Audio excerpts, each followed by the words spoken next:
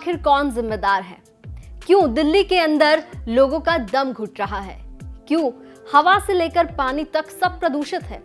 इसी पर करेंगे आज की एक पूरी वीडियो। जी हां, आप देख रहे हैं दिल्ली तक। मैं हूं आपके साथ अनुराधा तंवर। छठ पर्व की शुरुआत हो चुकी है। पहले दिन नहाए खाए के लिए श्रद्धालु नदी के घाट पर पहुंचे, लेकिन घाट पर जो तस्वीरें थी वो बेहद चौंकाने वाली थी। श्रद्धालु आज के दिन अपने पूरे विधि विधान के साथ पूजा करने के लिए घाट पर पहुंचे थे, लेकिन घाट पर नदी के साफ पानी की जगह सिर्फ टॉक्सिक फॉर्म नजर आ रही थी। तस्वीरें आप देखिए, ये तस्वीरें हैं दिल्ली के कालिंदी कुंज की। जी हां, यहां पर यमुना नदी आपको कहीं नजर नहीं आएगी, सिर्फ नजर आएंगे तो झाग ही झाग और दूषित पानी, गंदा पानी। ये ना सिर्फ लोगों की आस्था से खिलवाड़ है, बल्कि दिल्ली के लोगों के स्वास्थ्य से बहुत बड़ा खिलवाड़ है। और इस जहरीले पानी को, इस जहरीले झाग को लेकर सियासत भी जमकर हुई है।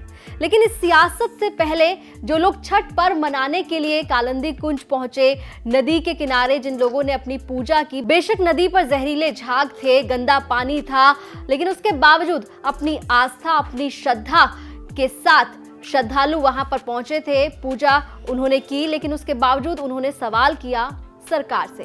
क्या कुछ कहना है छठ व्रत करने वाले श्रद्धालुओं का, सुनिए। हमारे लिए कुछ नहीं है सर, हमारे लिए पवित्र है।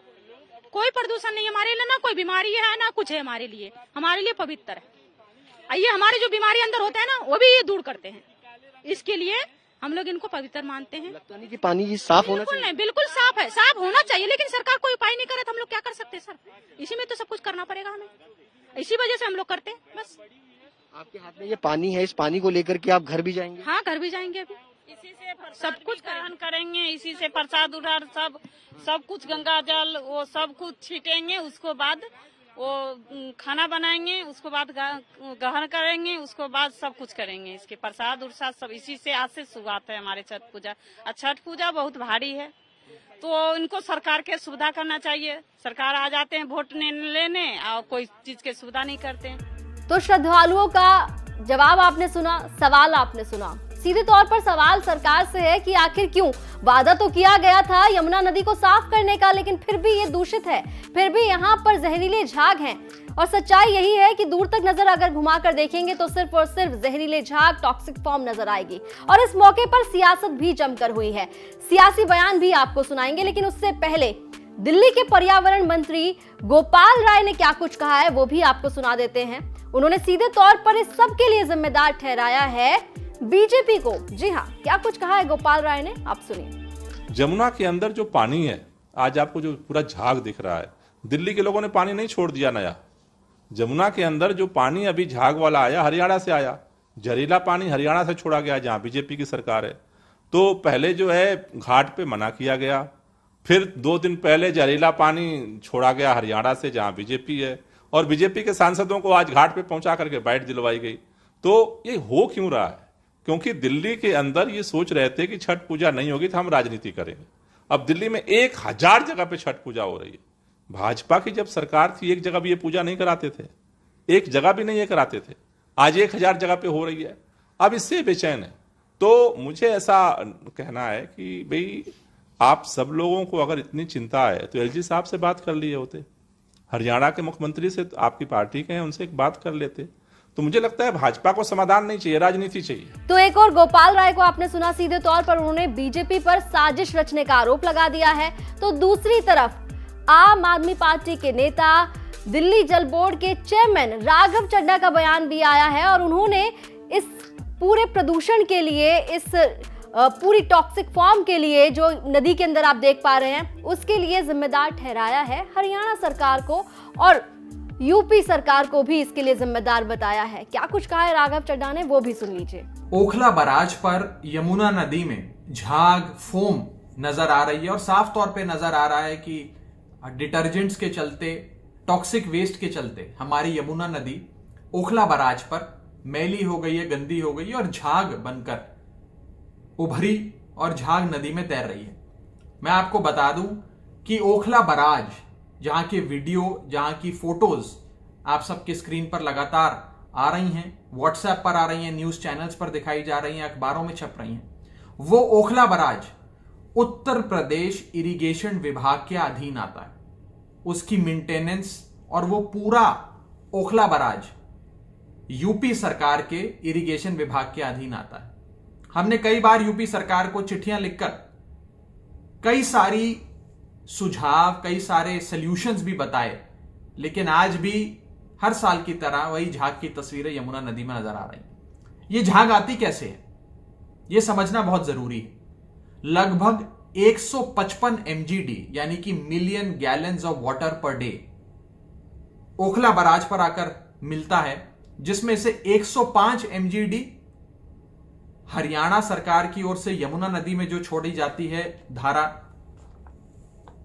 नजफगढ़ ड्रेन से निकलते हुए आता है, और लगभग 50 MGD उत्तर प्रदेश सरकार की ओर से गंगा नदी का पानी जो छोड़ा जाता है, जो शादरा ड्रेन की ओर से आता है, वो ओखला बराज तक पहुंचता है। और ओखला बराज में ये 105 और 50 यानी कि कुल मिलाकर 155 MGD में कई प्रकार के waste, industrial discharge, chemicals, detergents, foam, ये सारी चीजें आती हैं। और क्योंकि एक ऊंचाई से छोड़ा जाता है तो जो अनट्रीटेड वेस्ट होता है, डिटर्जेंट होते हैं, केमिकल होते हैं, जो यूपी हरियाणा की ओर से आता है, वो एक हाइट से छोड़े जाने के चलते झाग के फॉर्म में निकल कर आ जाता है। सरल भाषा में कहूं तो उत्तर प्रदेश और हरियाणा सरकार की ओर से जो नदी की धारा दिल्ली की ओर छोड़ी जाती है, उस धारा के अंदर केमिकल्स, अनट्रीटेड वेस्ट, डिटर्जेंट्स जिससे झाग बनती है, वो पाए जाते हैं।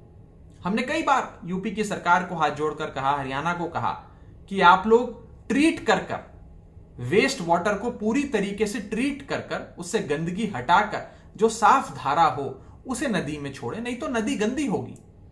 और साफ तौर पे आज डिटर्जेंट्स, अनट्रीटेड वेस्ट नदी में नजर आ रहा है इस 155 MGD की वजह से। तो राघव चड्ढा का कहना यह है कि हरियाणा से जो पानी छोड़ा जाता है वो प्रदूषित पानी होता है, उसके अंदर केमिकल्स होते हैं, उसके अंदर डिटर्जेंट होता है, और इसी वजह से ये टॉक्सिक फॉर्म नजर आ रही है।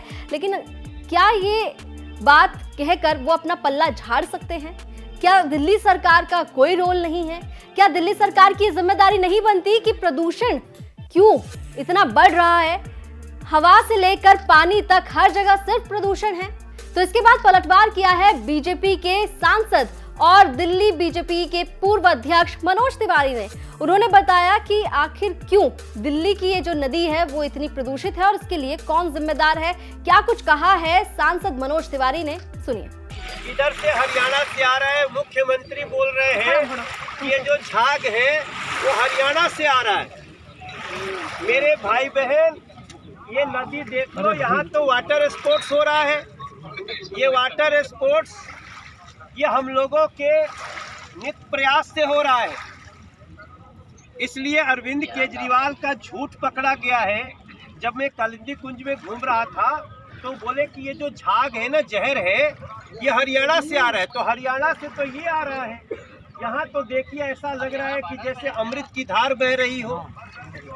और ये घाट पे लाखों लोग छठ करते हैं, तब ये घाट साफ है।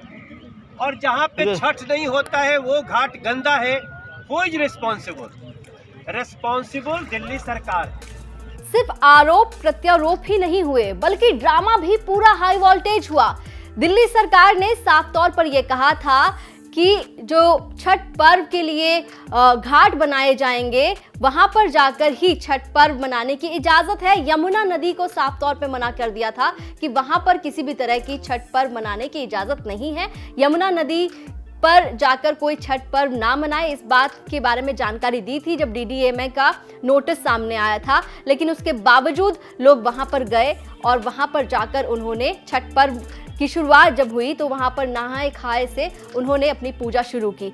लेकिन इस बीच आपको बता दें कि भारतीय जनता पार्टी के नेता परवेश साहिब सिंह भी पहुंचे ITO और यमुना नदी के किनारे उन्होंने घाट बनाया और वहां पर श्रद्धालुओं के साथ वो पहुंचे और क्या कुछ किया उन्होंने वो भी आप देख लीजिए।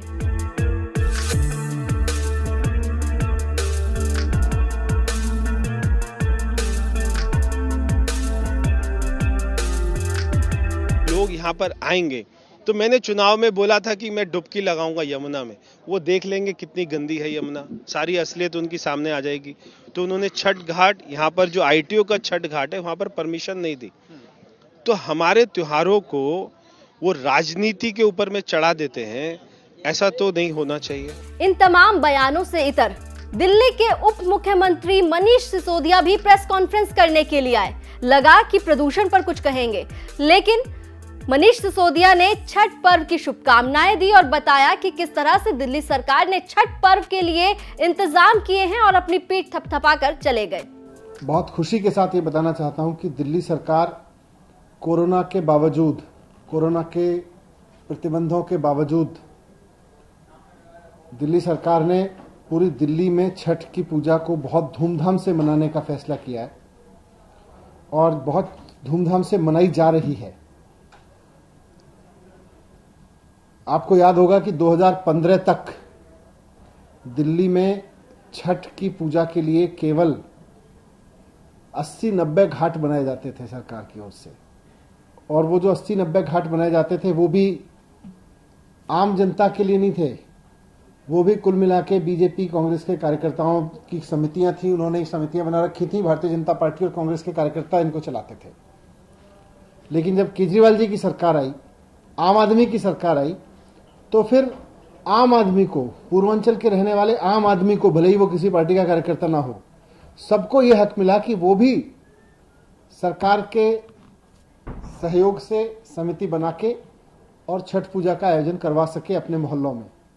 तो आज दिल्ली के मोहल्ले मोहल्ले में 800 से ज्यादा घाट बना के पूजा बड़े दिव्य और बड़े भव्य तरीके से दिल्ली सरकार करा रही है। तो ये तो बात हुई यमुना नदी में फैले टॉक्सिक फॉर्म की, जहरीले झाग की, गंदे पानी की, प्रदूषण की। लेकिन अब थोड़ा सा ध्यान एक बार फिर से दिल्ली की हवा की ओर भी कर लेते हैं, जो पूरी तरह से प्रदूषित है, जिसमें सांस लेना खतरे से खाली नहीं है। लेकिन उसके बावजूद ये खतरा तमाम दिल्ली वासियों ने उठाया हुआ है। दिल्ली का AQI क्या रहा, कितनी ज्यादा दिल्ली की हवा जहरीली है, इसके आंकड़े भी आप एक बार देख लीजिए। तो दिल्ली की हवा कितनी जहरीली है आज ये भी आप जान लीजिए। AQI की बात करें तो 390 पर पहुंच गया है, बहुत खराब स्थिति में है। वहीं PM10 का आंकड़ा भी बहुत ज्यादा चिंता वाला है, क्योंकि 388 रिकॉर्ड किया गया है, जबकि PM2.5 का आंकड़ा 245 पर पहुंच गया है और वो भी बहुत खराब स्थिति का इशारा कर रहा है। तो दिल्ली, जिसे दिलवालों का शहर कहा जाता था, जिसकी रौनक देखते ही बनती थी, आज वहां पर सांस लेना मुश्किल है, लोगों का दम घुट रहा है। एक तरफ हवा जहरीली है तो दूसरी तरफ पानी भी उतना ही मैला है, उतना ही जहरीला है। लेकिन उसके बावजूद सियासत जारी है। दिल्ली NCR से जुड़ी तमाम खबरों के लिए आप देखते रहिए दिल्ली तक।